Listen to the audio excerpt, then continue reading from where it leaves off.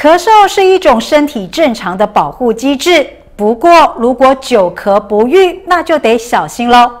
或许这些慢性咳嗽所造成的，究竟哪些症状算是慢性咳嗽呢？而哪些原因会导致慢性咳嗽？而慢性咳嗽又该如何治疗呢？让我们透过今天的健康1.0的单元，带你一起来了解。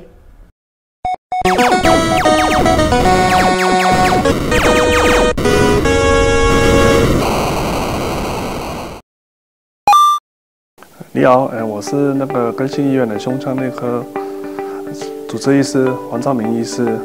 我今天要讲的议题是慢性咳嗽。但咳嗽是本来就是我们身体的一个正常的那个生理反应，因为咳嗽的时候，我们呼吸道里面如果受到刺激的时候，我们那个咳嗽可以帮呼吸道里面的痰或者是异物可以把它清除掉，也是一个那个自我防卫的功能。还有咳嗽是有时候真的蛮懊恼的因为有些人就是一直咳嗽到整晚没办法睡觉的时候，我也影响到白天的那个日常生活了。所以那个一般咳嗽我们要找出原因来，一定要治疗。那咳嗽的话，就是我们有分急性、亚急性跟慢性咳嗽了。特别要注意的是慢性咳嗽。慢性咳嗽的定义就是说，咳嗽3个礼拜以上，一直持续没有改善的，叫做慢性咳嗽。因为慢性咳嗽那个背后的话，就是代表着那个比较复杂的那个健康问题啊。因为一般咳嗽原因要找出来，对症下药才可以治疗。那原因的话是很多，就是比如说那个非呼吸道的那个原因，就是包括胃食道逆流，加上那个另外一个是肾脏衰竭啊、心脏衰竭啊，还有肺积水，这些会影响到也会咳嗽。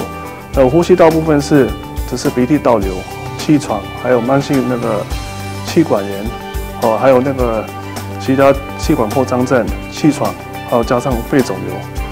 这里面比较那个可怕、比较危险的是肺部肿瘤，另外或者是肺癌。因为肺癌的话是很重要，为什么？肺癌就是一直持续每年都是一直在增加的走势。然后那个肺癌本身就是如果发现的话，大部分就是比较晚期，大部分只有1/4的病人可以早期能够诊断出来。